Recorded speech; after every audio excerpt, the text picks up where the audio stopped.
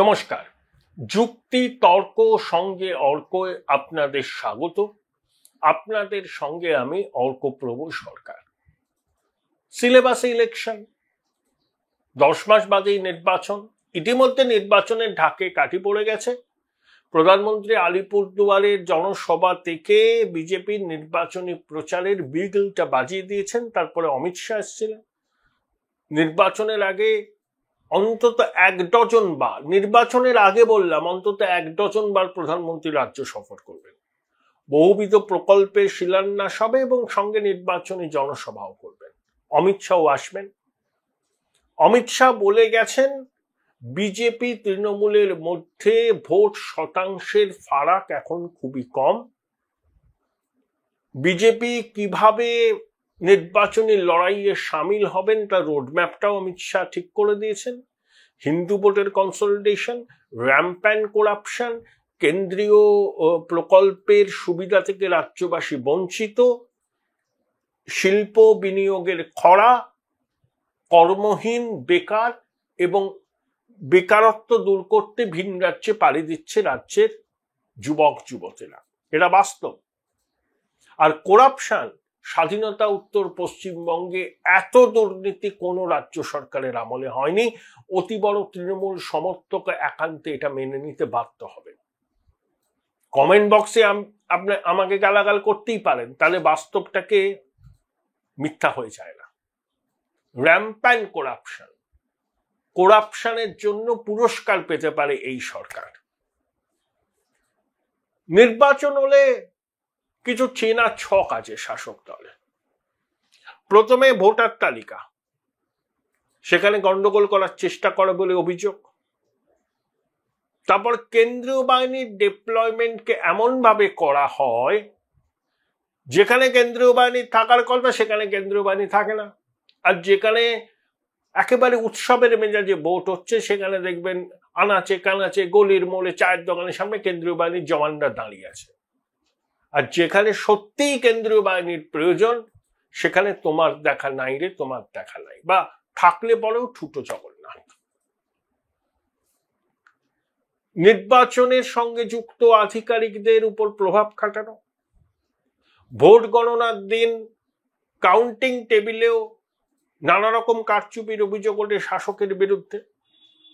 এগুলো আমরা জানি। হয়তো বিরোধীরা যে অভিযোগ করে সেই অভিযোগ সবটা সত্যি না হলেও বহুলাংশে সত্যি। মানুষ তার নিজের অভিজ্ঞতা থেকেই সেটা বুঝতে পারে। আর সন্ত্রাস, ভোটের আগে, ভোটের দিন, গণনার সময় এবং গণনার পরে। শুধুমাত্র 2021 সালে বিজেপি করার অপরাধে ভোটের ফল বেরোনোর পর 52 জন আমার সহনাগরিক খুন হয়েছিল। এটাকে তো আর লুকোনো যাবে না। ওই যে মানিকতলার ওই যে ছেলেটি খুন হলো, নিরীহ ছেলে, কি অভিজিৎ নামটা ভুলে যাই মাঝে মধ্যে, বিজেপি করার অপরাধ। এরকম অনেক হয়েছে, অনেক। চাপা সন্ত্রাস, বিরোধী দলের পোলিং এজেন্ট হবেন, কাউন্টিং এজেন্ট হবেন, থ্রেট করছে, বাড়িতে সাদা থান পাঠিয়ে দিচ্ছে। পৈতৃক প্রাণের ঝুঁকি নিয়ে অনেকেই আর ভোটের কাজে আসেন না। ভোটের আগের দিন এলাকায়, মহল্লায় চাপা সন্ত্রাস হয়। বিরোধী দলের সমর্থকদের বলা হয় ভোটটা দিতে যাবেন না। কলকাতাতেও হয়, বলে ভোট দিলে পরে পরবর্তীকালে অসুবিধা হবে। বিজেপি করার অপরাধে বেসরকারি সংস্থা নিরাপত্তা রক্ষীকে কাজ খোয়াতে হয়েছে। এগুলো আমরা জানি, এবার নির্বাচন কমিশনও জানে। আমি আগেও বলেছি, আবার বলছি, এবারের নির্বাচনে রাজ্য প্রশাসনের ভূমিকা ন্যূনতম হবে। বহু আধিকারিককে কোন প্রকার নির্বাচনের কাজের সঙ্গে যুক্ত রাখা যাবে না, কমিশন বলে দেবে।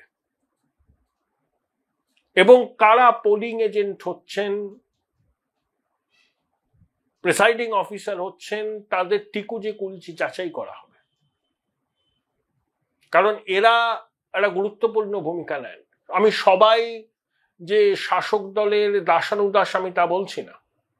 অনেকেই আছেন নিয়ম মেনে নির্ভীকভাবে ঝুঁকির মুখে হুমকির মুখেও কাজটা করেন, তাদের সংখ্যা কম নয়। কিন্তু আবার একটা সংখ্যা আছে যারা অনুপ্রাণিত এবং গৃহপালিত, যারা শাসকের পায়ে আত্মসমর্পণ করাকেই বলেন জীবনের মোক্ষ।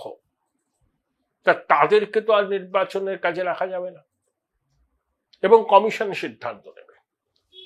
এবার উত্তরপ্রদেশ, মধ্যপ্রদেশ, গুজরাট, রাজস্থান, তেলেঙ্গানা, অন্ধ্রপ্রদেশ থেকে সশস্ত্র পুলিশ বাহিনী আসবে। সশস্ত্র পুলিশ বাহিনী বহু বুথে মোতায়েন হবে। কেন্দ্রীয় বাহিনী বুথের বাইরেটা দেখবে এবং এরিয়া ডমিনেন্স করবে। ধরুন স্পর্শকাতর বুথ হচ্ছে 100টা, আমি জাস্ট এক্সাম্পল হিসাবে বলছি।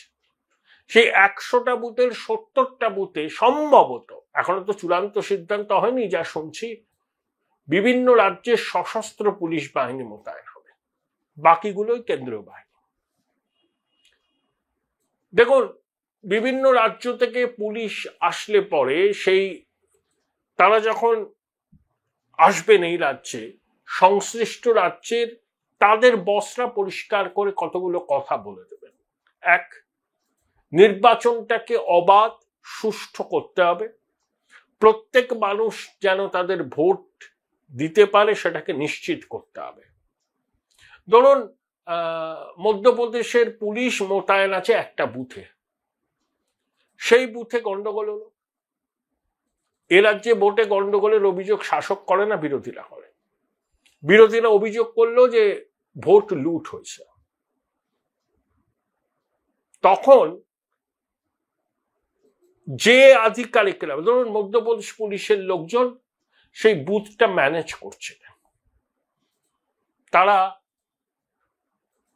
নিজের রাজ্যে ফিরে গিয়ে তদন্তের মুখে পড়বেন যে কেন এই অভিযোগ উঠছে, আপনারা দায়িত্ব থাকা সত্ত্বেও কেন ভোট লুটের অভিযোগ উঠছে। পরিষ্কার করে এই মেসেজটা দিয়ে দেওয়া হবে, যে যাকে ইচ্ছা ভোট দিক, কোনো অসুবিধা নেই, কিন্তু ভোটটা নিজের ভোটটা নিজে দেবে। প্রত্যেককে ভোট দেওয়াতে হবে, যারা দিতে চান। টার্ন আউট বেশি করতে হবে, নির্ভয়, জোর জবরদস্তি জল মিশিয়ে টার্ন আউট নয়। পরিচয়পত্র দেখে মানুষ ভোট দেবে।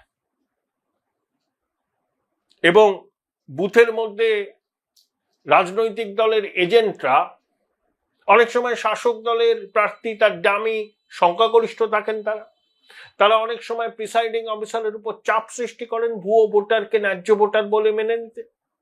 এগুলো যাতে না হয়, স্পেসিফিক ইনস্ট্রাকশন দিয়ে তাদের পাঠানো হবে বলে শোনা যাচ্ছে। আপনারা যে যে বুথের দায়িত্ব থাকবেন নিরাপত্তার, সেখানে গন্ডগোল হলে তার দায় আপনাদের নিতে হবে। নির্বাচনের পরে যখন আপনারা নিজেদের রাজ্যে আসবেন, তখন জবাবদিহির মুখে পড়তে হবে। এ রাজ্যের পুলিশ যদি পক্ষপাতহীন নিরপেক্ষভাবে কাজ করে, 14 তলা সেটাকে মোটেই ভালো চোখে দেখে না। বলেন না, নির্বাচন কমিশন তো কদিন, তারপরে তো আমরাই থাকবো, হুমকি দেন। এই যে 2016 সালের বিধানসভা নির্বাচনের শেষ দফায় কলকাতায় ভোট হয়েছিল, নির্বাচন কমিশনের নির্দেশে সৌমেন বাবু পুলিশ কমিশনার হয়েছিলেন। অভূতপূর্ব নিরাপত্তায় ভোট হয়েছিল, ট্যাফও করার সুযোগ খুব বেশি পায়নি, কেউ পায়নি। আমি শাসক বিরোধী কেউ পায়নি। তৃণমূল জিতেছিল কলকাতার সবকটা কেন্দ্রে, কিন্তু সোমেন বাবুকে তারপরেই কমিশনার হিসাবে সরিয়ে দেওয়া হয়েছিল। কারণ সুষ্ঠু নিরপেক্ষভাবে ভোট করা 14 তলা পছন্দ করে না। তারা চায় অনুপ্রাণিত গৃহপালিত দলদাস আধিকারিকরা। সেই রাস্তা থেকে বিচ্যুত হলেই পানিশমেন্ট পোস্টিং, কম্পালসারি ওয়েটিং ভাগ্যে জোটে। তাই 14 তলা 13 তলা চায় দাসানুদাস প্রশাসনকে দিয়ে যতটা সম্ভব ভোটের কাজ করিয়ে নিতে। এটা আমরা জানি, নির্বাচন কমিশনও জানে। তাই এই সুযোগটা এবার দেওয়া হবে না। আমি বললাম কাঁটা দিয়ে কাঁটা তোলা। রাজ্য প্রশাসনকে যখন অবাধ নিরপেক্ষ সুষ্ঠু নির্বাচন করার ক্ষেত্রে অন্তরায় সৃষ্টি করে পাওয়ার্স দ্যাট বি, তখন সেই প্রচেষ্টাকে বানচাল করতে হলে এই রকমই পদক্ষেপ দরকার। ভিন রাজ্যের পুলিশকে আনা দরকার এবং তাদেরকে ইনস্ট্রাকশন দিয়ে দেওয়া, কাউকে ট্যাফও করতে দেওয়া হবে না,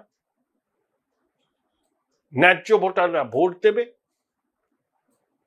এবং ভিন রাজ্যের পুলিশের নিয়ন্ত্রণাধীন বুথে যদি গন্ডগোল হয়, যদি অভিযোগ ওঠে ভুয়ো ভোটের, তাদেরকে জবাবদিহি করতে হবে, নির্বাচন কমিশনের কাছে করতে হবে। তারপর যখন সংশ্লিষ্ট রাজ্যে তারা ফিরে যাবেন তখন তাদেরও কিন্তু তদন্তের আওতায় আসতে হবে।